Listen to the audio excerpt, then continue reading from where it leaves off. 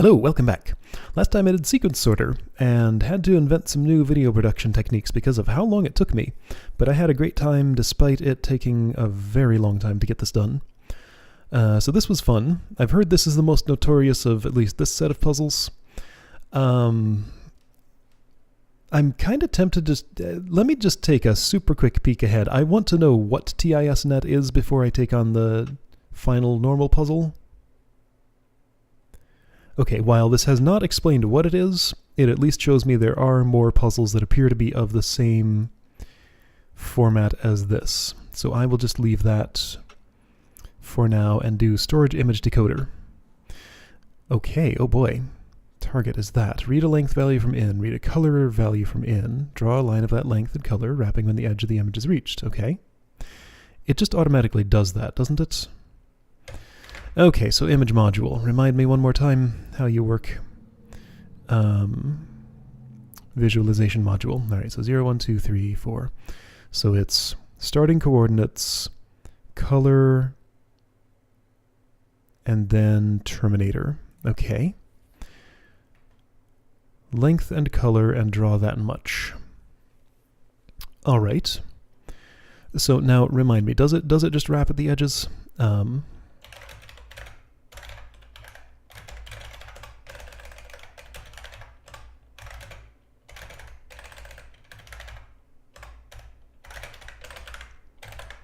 If I do this, it does not.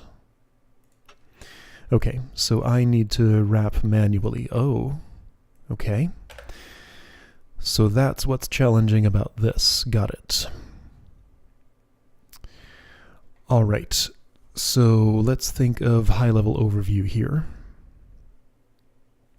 36 twos, 26 twos, 23 twos, 34 threes. So hang on, this is 2, this is 3. Yeah, this is 1, this is 0, maybe? And there's also red, but red is not involved here. Okay. There's no note from Randy here. Huh, that's unusual.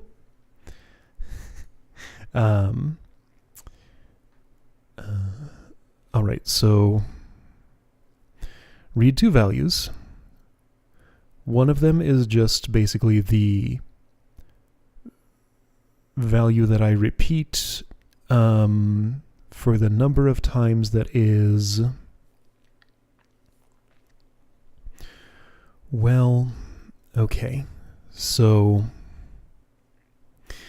if I wanted to be efficient about this, I would be sure that I was drawing the longest run of pixels as I could in, in this format. If I wanted to do this more easily, I would probably just do an individual pixel, plot one each for these. Have the surrounding nodes handle the coordinates and the wrapping and stuff. I don't know which of those I'll decide to end up doing, but like I'm just thinking about this is very simple input for kind of somewhat complex output. So like most of the logic is just in coordinate management here. Like this is just a value that I have to store and keep on writing. So I kind of want to put it into the this buffer here probably. I think that makes the most sense. So you can receive the no, let's do that the other way.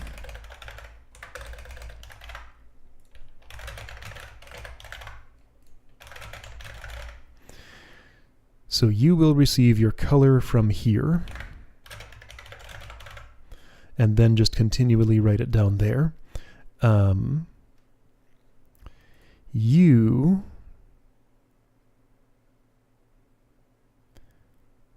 Yeah, this will work fine, I think.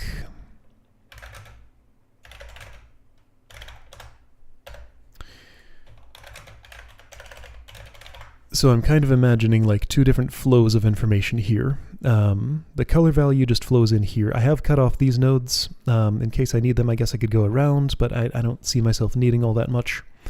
I think ultimately this is going to be pretty simple. There will probably be a lot of code here, probably a lot of code here, maybe a decent amount here, but I shouldn't need much more than that.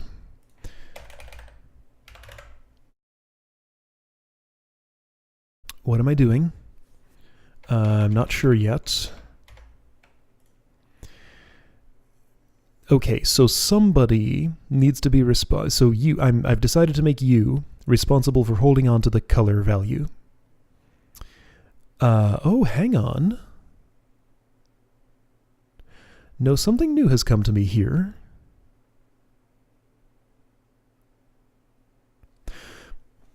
Okay, so you're going to go all the way, you're drawing a square image here.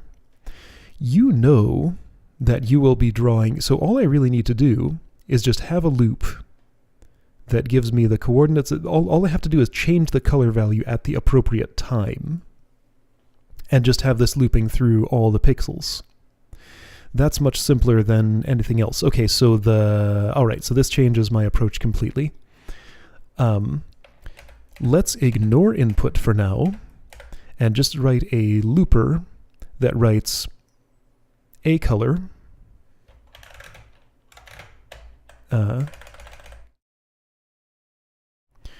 sure, I can do this. Just write white to the entire image. Start with that. So what did I do for the previous image image viewer things? No, don't create new program. Go to the... Oh, there it is. Okay.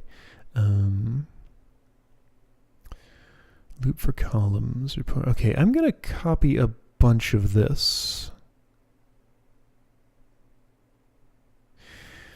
because I can essentially just adapt this to just hardcode one rectangle across the entire thing, and just have the color value change at the appropriate time, probably. Now, is it even worth copying any of this? I'd have to pick it apart. I think it'll be quicker to just rewrite it. It's been long enough since I wrote that I can just derive what I need to know fresh. Why does it take so long to do this? I have the waiting cursor there. Yeah, so loading saved programs takes a weirdly long time sometimes, and now I don't have my cursor's all wrong. Is this... What's going on here? This doesn't seem right. Shouldn't I have a text cursor here? Do I normally just have a pointer? This doesn't look right.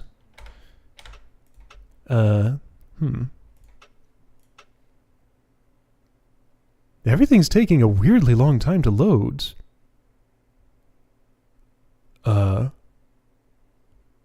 There's a program here, right? I'm gonna restart the game. Let's try that again.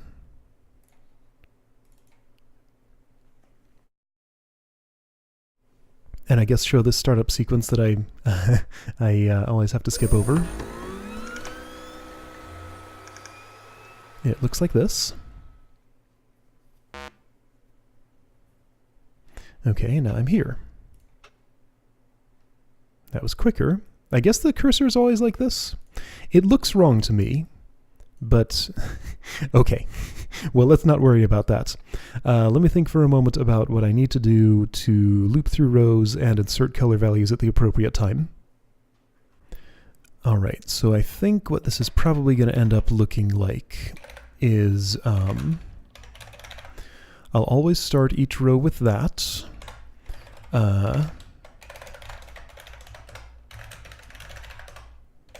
I will end them like that. At some point I'll go to this label on some condition, then that'll fall through here and start a new thingy. Alright, so I need to know the y coordinates. Let's assume that the left node will keep track of the y coordinate and just feed it to me one at a time. Then, let's say that the up node,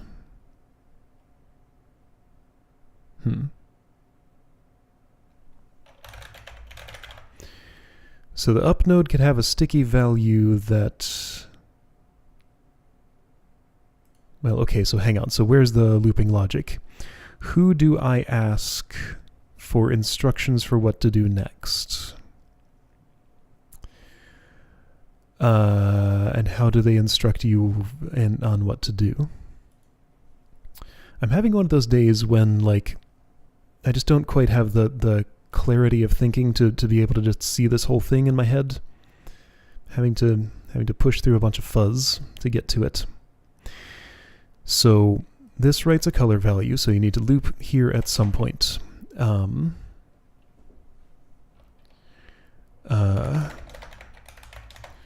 So that's your color loop.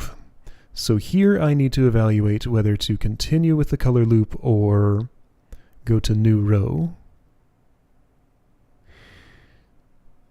So somebody needs to keep track of your column.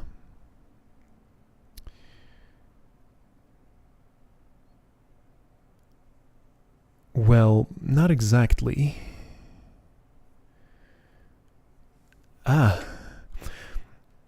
So what I probably really need to do is just write an outline of what I think I want to do here, and then I can start translating that to code. Maybe? I don't know. Okay, so I wrote this stuff out. This all seems right, but once I wrote out all of this, I realized you're not using either of your registers, and both of them could do this job. So I think I might end up with a 4-node solution here. This one looks actually pretty simple. It's just a little hard to think about. Don't delete that. This is useful reference material. Okay, so I need to be sure not to, yeah, okay, I know what to do here.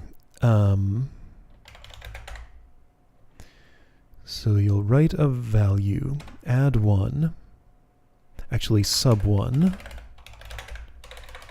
Okay, here we go. So what's the width? Is it 30 characters wide? Okay, so move 30, ACK. So that's where you keep your column index. Might run out of instructions here, we'll see. Might not.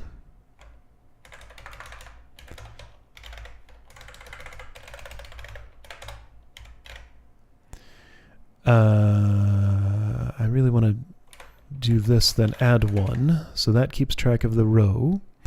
All right, so this is initialization. This is my loop. Sure, that's my loop.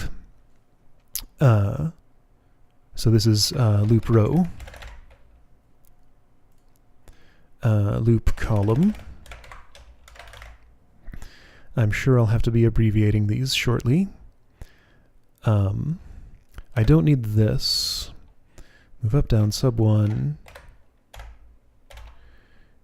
JGZ loop call.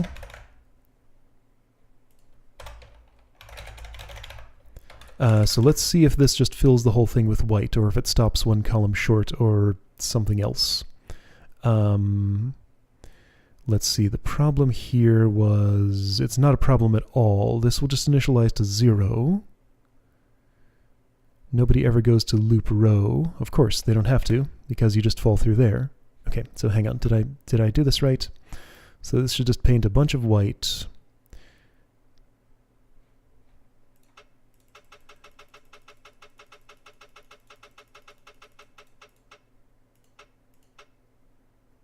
Sub 1, so that's 0. Not greater than 0 anymore. Yeah, so terminate that, get the new things. Okay, so that's fine. So I filled that with white, great. Okay, so that part's all done. Oh, so this is simple and easy, great. So all this needs to do is move those two values over here, then you just provide that value that many times. Oh, well that's real simple. This won't be the fastest thing in the world, but it should be fast enough. So you just need to read two values. Do I need any of this reference? Not really. I mean, I know what I'm doing here.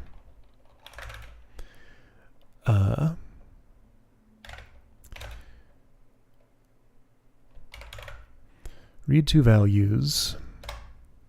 Okay, so read that value, swap, move.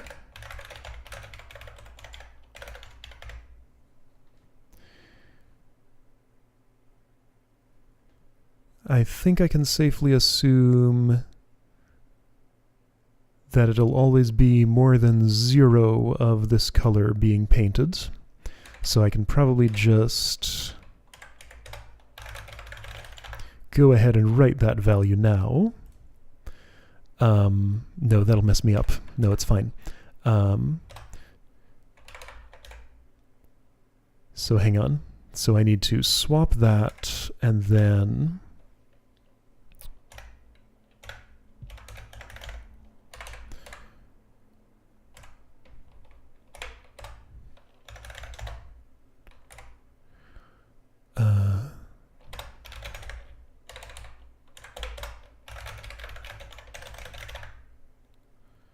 something like this. Hang on, I don't have the right number of swaps in there. All right, so you read the run length and put it in here. Then you swap that back there. So that's in the back buffer now. You read the color value and put it in here. Then you write the color value to that, swap the buffers around, subtract 1. If greater than 0, you go to loop. Okay, so swapping is a slight problem here. I can insert extra swaps. Not really a fan of this, but it will work. Actually, that might be a complete program as it is.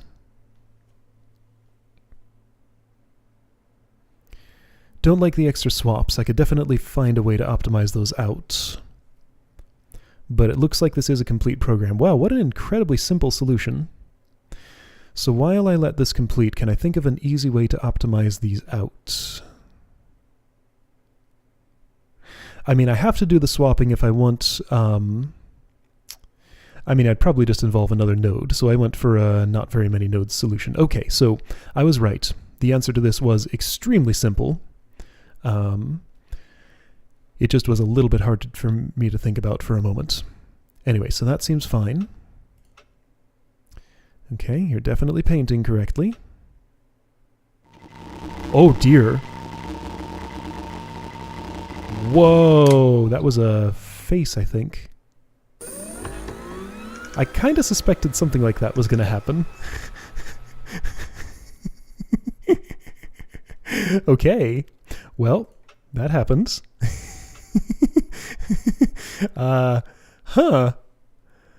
So I think the implication is that that's the thing that killed Randy, in a sense. Okay. So the computer shut down. The program's okay. Would it do it again? Running random tests. Oh, okay. So that's a one-time deal. All right, my cycle count did beat the average somehow, even though I had those extra swaps. And well, that was more an instruction count thing. Okay, so I beat the average. Great. Okay. So, not much explanation about what I just experienced. I think I kind of get it. So now I have access to these. All right. Let's try another one then. TIS-net. So hang on, there is still Randy messages here. Hi, who is this? Is this a prank? Not as far as I can tell. How? This isn't hooked up to anything. Not sure. I think it communicates wirelessly. Don't be ridiculous. I'm Carol. Hi, Carol. I'm Mosley. Oh, okay. So this is definitely user-created puzzles then. Now hang on, let me just see if, like...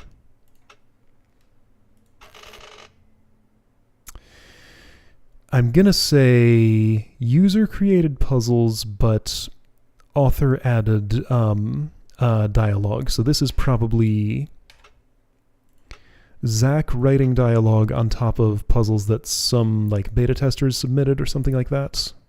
Well, not necessarily beta testers, but like people during the, I don't know. I'm just guessing here.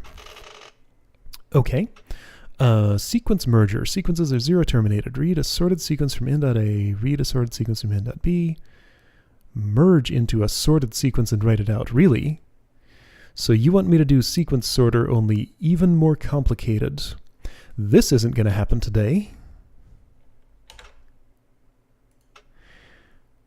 Integer series calculator. Read a value from in. Sum all integers to value. Write sum to out. Sum all integers from 1 to value. Okay.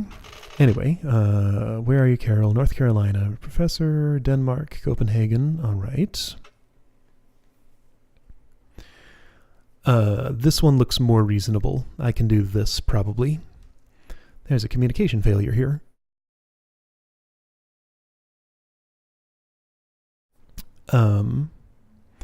Okay.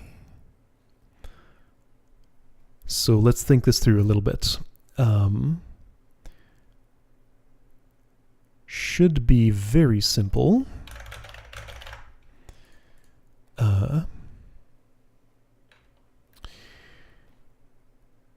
Well, will it? Okay, so I need...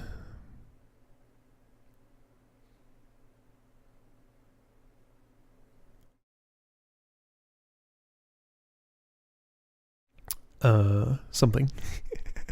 Again, having kind of a hazy day. So even simple tasks in here are not quite agreeing with my head right now. It happens sometimes. So anyway, I need to read. I am imagining that this solution will just use these 3 nodes. These 2 are going to be communicating about this number a whole bunch. Let's see, so you need to know how many times to do that, of course. So let's both have a copy of that number. Oh yeah, I know how to do that. I think.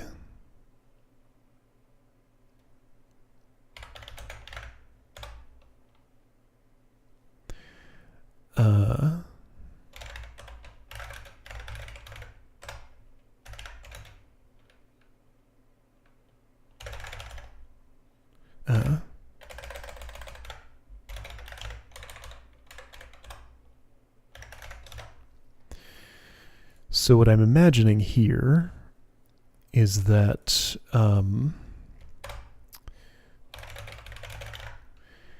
so you write that number into this buffer, then this is going to ask you for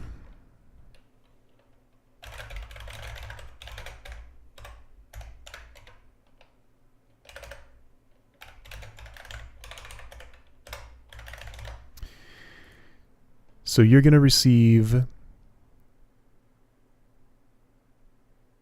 up, back, add up. Well, no, you start with that, so I want to sub 1 first. Do this. Well, actually, you go here. And don't do that. Okay. So you're going to count backwards. So sure, 28 will come in. Go into your buffer. You're going to send 28 down here. This goes into your buffer. You are going to subtract 1 from that. So you have 27 now. That's still greater than 0, so you go to loop. This asks for something. You get the 27.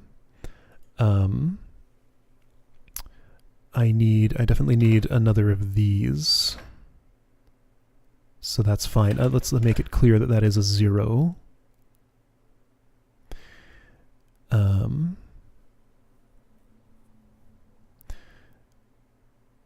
Sure, that's fine. So you'll add 27. Why are you swapping and stuff? Oh, right, because... okay, so this is another annoying case where I would need to do this if I wanted it to work. Basically, I need to put a thing in your register that lets you jump conditionally, which means taking the number you're operating on out of it.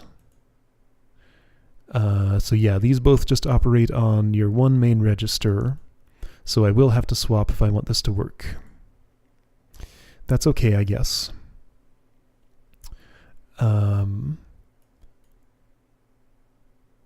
That writes the sum, and this restarts. Okay, sounds reasonable, right? 0. Oh, because I didn't swap after. Okay, right. So all these extra swaps, I don't like that. I'm sure there's a way to be smarter about this. Also, my numbers are wrong. Why? I have some kind of error here. Oh, because I'm only writing this once, of course.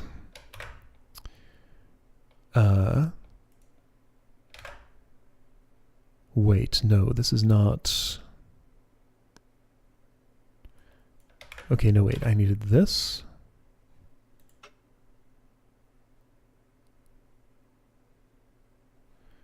You've consumed a lot of input. You haven't written anything to output yet. You wrote something finally. What's going on? That seemed to make everything worse. Well, now, but what? No, wait, so I had it like this. You do write it before you start subtracting. Okay, here we go. That could help.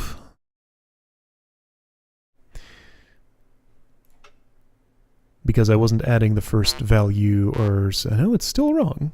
It's wrong in the same way that it was before. Okay, so hang on. 28 comes in. You get a 28. You save it to there. You swap. You should add 27, yeah.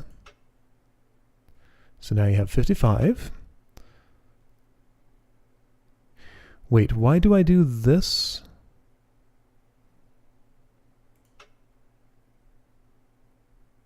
Okay, yeah, so this does want 2 per loop. All right, so I just need to do this twice, more or less.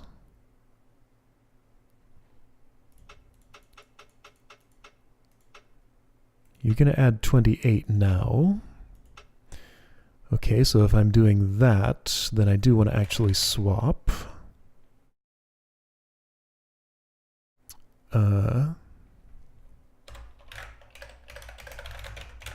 This is getting real awkward, and I feel like I'm just making it less and less efficient. But at some point it should actually work. I'm off by 1 here, so I want to sub 1 before I do that. Is that right? Yes, okay. That worked. That was one of those where I just kind of jiggled the values around until they did what I wanted. And I think I've come up with a... It's annoying me how many swaps are in here. Probably would involve other nodes to minimize those, maybe? I don't know, something like that. Anyway, so that was a simple enough sort of thing. All right, cycle count beat the average, node count normal, instruction count normal. All right, cool. Okay, so TIS-net has a whole list of these. This is scary. Because, I mean, this is essentially asking me to re-implement sequenced sorter, 1 in a different layout, 2 with an extra constraint. I read 2 sorted sequences and merge them and write that out. Since I have to merge them and keep them sorted, then I do need all of the sorting logic, right? Essentially, I just like initialize with this, then use this as if I'm, yeah, so that's almost, that really is identical to sequence sorter, only... this is my unfinished version of this. Identical to sequence sorter, only I just kind of do this step twice with two different lists, with two terminators. Okay, so I know that that exists. I might avoid that one for a little while, because it seems silly and kind of redundant. Maybe there's something more to it that I'm not realizing, but I won't worry about that just yet. Alright, well, I'll see you next time for either this if I feel like it, or sequence range limiter if I don't.